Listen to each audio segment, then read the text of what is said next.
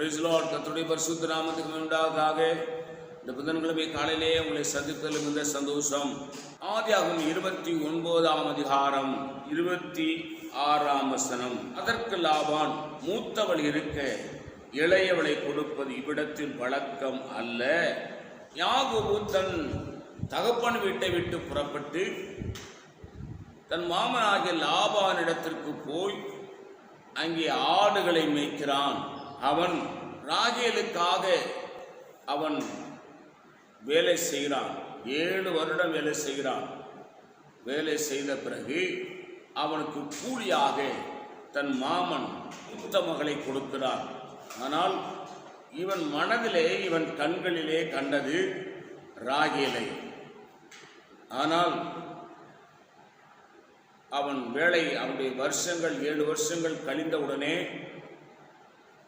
யாக்கோபை அழைத்து தன் மூத்த மகளாகிய லேயாளை கூப்பிட்டு அவளுக்கு மனைவியாக கொடுக்கிறான்.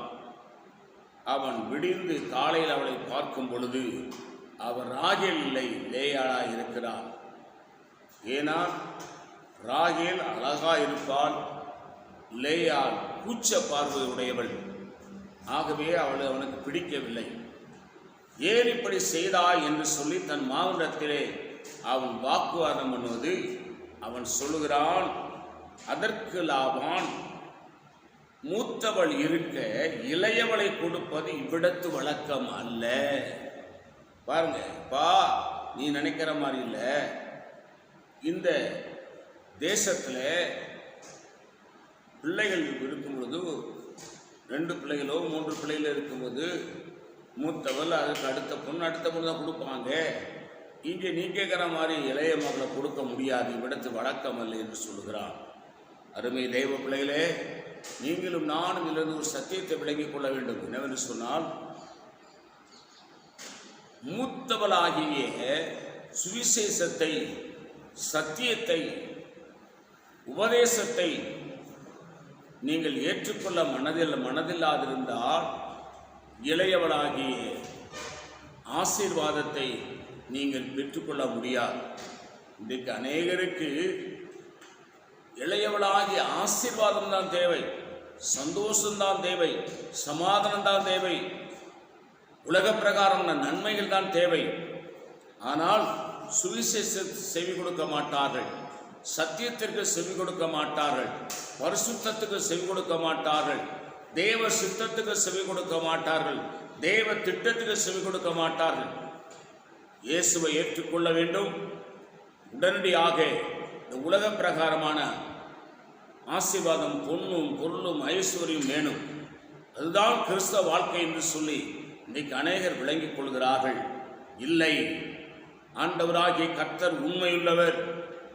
மூத்தவள் இருக்க இளையவளை கொடுப்பது இவ்விடத்தில் வழக்கம் இல்லை என்று லாபான் சொன்னதற்கு காரணம் என்னவென்று சொன்னால், மூத்தவளாகிய சுவிசேஷம், ரட்சிப்பு, ஞானஸ்தானம், அபிஷேகம், பரிசுத்தாவின் அபிஷேகம், வல்லமை, கிருபைகள், பரிசுத்தம், இந்த மூத்தவளை அடையாமல் இளையவளாகிய இந்த உலக பிரகாரமான பொன்னையும் பொருளையும் தேவன் கொடுப்பதற்கு ஆயத்தமாயில்லை.